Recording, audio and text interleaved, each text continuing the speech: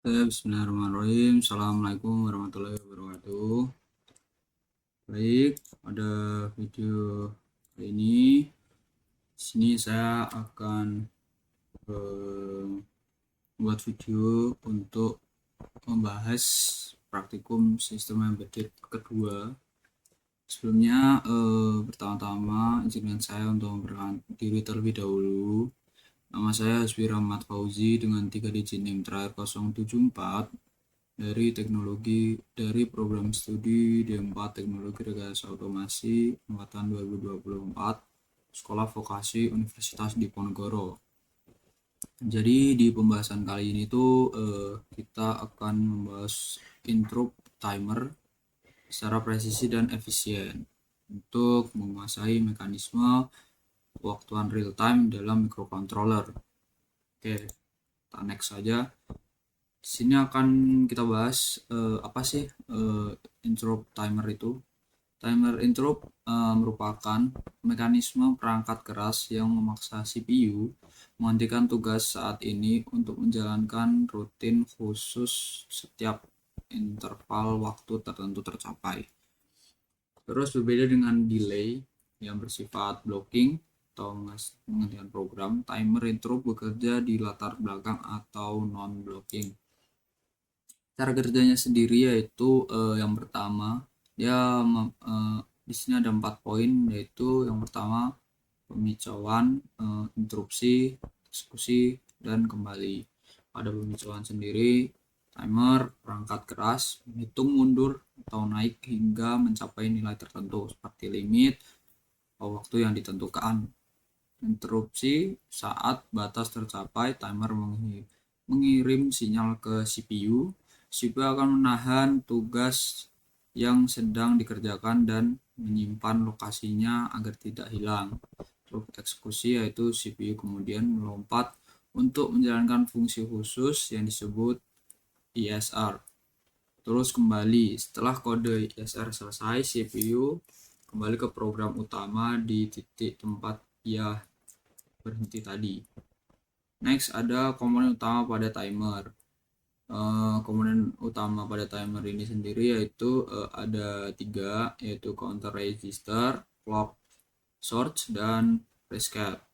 Yang mana yang pertama ada counter register yang mencatat angka setiap ada pulsa clock masuk.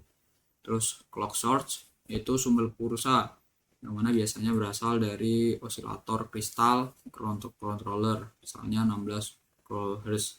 Terus ada freeze color yang mana pembagian frekuensi untuk melambatkan laju pencatatan sesuai kebutuhan. Ini ada konsep freeze color yang mana frekuensi microcontroller seringkali terlalu cepat untuk diaplikasikan waktu manusia atau per detik. Scaler ini berfungsi sebagai pembagi frekuensi clock input sebelum dikirim ke timer dengan nilai umum meliputi 1864256 atau 1024. Reseller memungkinkan kita mendapatkan interval waktu yang lebih panjang tanpa mengandalkan register counter yang sangat besar. Nah, kurang lebih gambarnya itu seperti sinyal-sinyal seperti gambar berikut. Di sini ada juga alur kerja interrupt atau ISR. Yang pertama ada trigger, yang kedua context switch, yang ketiga execution, yang keempat resume. Yang pertama ada trigger, ini kita bahas dulu. Timer yaitu mencapai nilai maksimum atau overflow atau nilai target. Yang kedua, context switch yaitu CPU menyiapkan alamat program utama ke start. Terus ada yang ketiga, execution, yang mana CPU melompat ke interrupt service routine atau ISR. Yang keempat, resume, yaitu setelah ISR selesai, CPU kembali ke tugas sebelumnya. Ini untuk diagramnya itu kurang lebih seperti ini. Ini ada flash at IP, terus interrupt. Next saja Selanjutnya ada mode operasi umum, yang mana pemilihan mode bergantung pada apakah kita membutuhkan interval tetap, normal, atau frekuensi custom atau CTC. Di sini berarti ada dua mode ya. Yang pertama ada mode normal, yang mana counter menghitung dari 0 hingga nilai maksimum. Misalnya 255 untuk 8 bit. Nah, maka akan terjadi overflow interrupt saat kembali ke 0. Selanjutnya ada mode CTC ya, atau Clear Timer on Complete Match, yang mana timer di reset ke 0 saat mencapai nilai yang kita tentukan di register OCR lebih presisi untuk frekuensi tertentu. Ini ada register konfigurasi, kurang lebih ada nama registernya dan juga beserta fungsi utama. Yang pertama ada timer counter, itu fungsinya menyimpan nilai pecahan saat ini. Terus ada control register, yang mana mengatur mode atau normal CTC dan nilai freeze colornya. Terus ada OCR atau output complete compare, yang mana ia berfungsi sebagai menyimpan nilai perbandingan untuk memicu interupsi. Terus yang terakhir ada TIMSK atau interrupt max, yang mana itu berfungsi sebagai mengaktifkan atau menonaktifkan interupsi timer tertentu. Next, di sini kita akan bahas codingannya.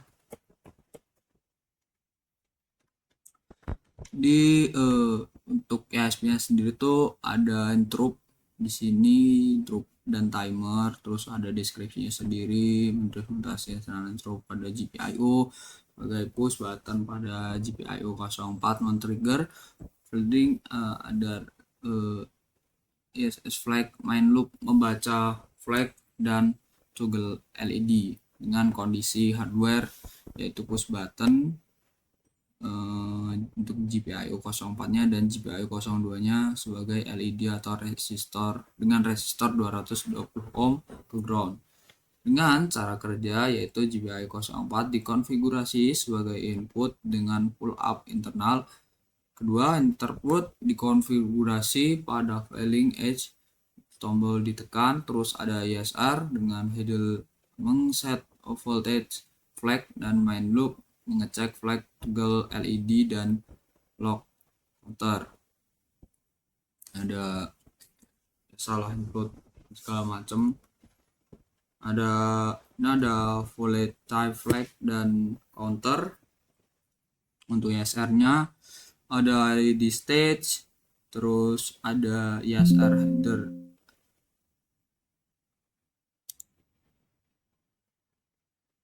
Sebentar.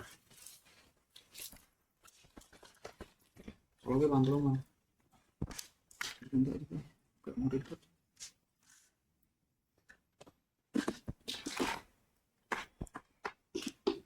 Terus ada void AP mainnya,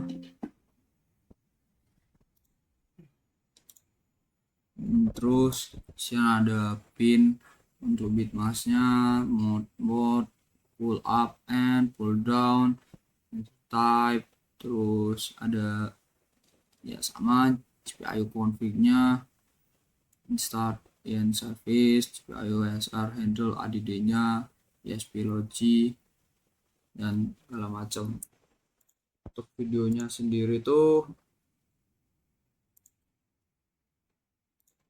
di sini saya mengambil punya Danis.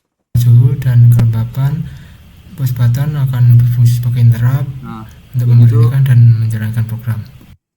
Nah, kurang lebih itu untuk dan lanjut untuk codingan keduanya.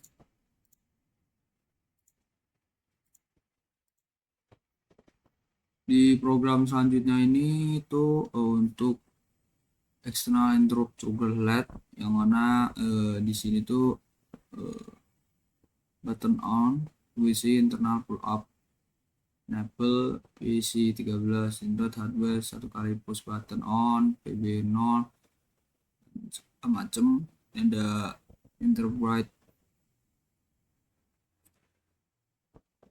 terus ada juga nya dan segala macam.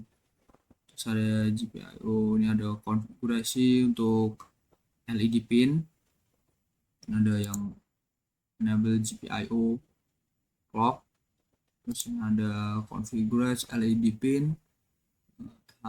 Di sini tuh fungsinya sebagai LED off.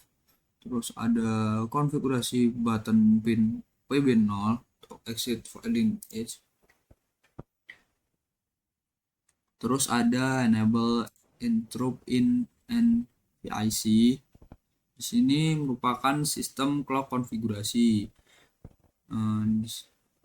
Ada isinya agar on, terus ada PLL source. Nah, kurang lebih itu seperti itu. Dan untuk videonya sendiri tuh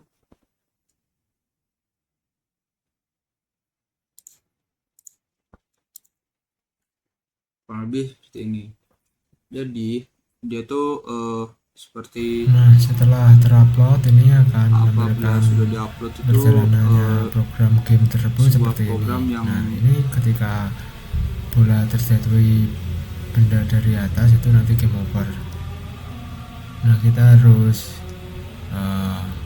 menghindari obstacle yang berjatuhan dari atas itu. Obstacle di mana kita harus menghindari seperti itu tampilannya. shotnya tadi untuk agar push button ketika diklik nanti akan jam. Next, untuk apa ya?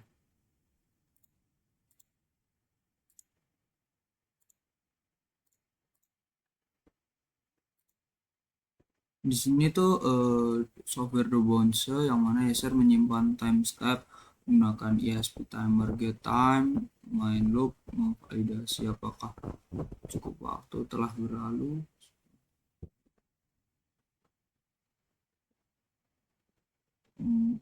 Seperti ini sebenarnya.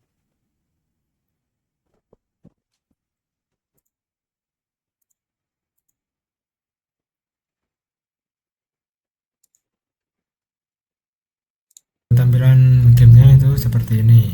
Jika push button ditekan itu akan memulai game dan berfungsi untuk menggerakkan bola yang ada sebelah kiri itu.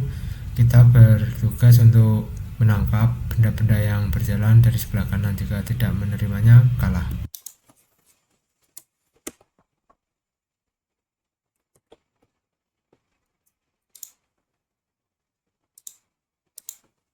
Nah, kurang lebih untuk video percobaan kedua ini sekian. Kurang lebihnya mohon maaf. Assalamualaikum warahmatullahi wabarakatuh.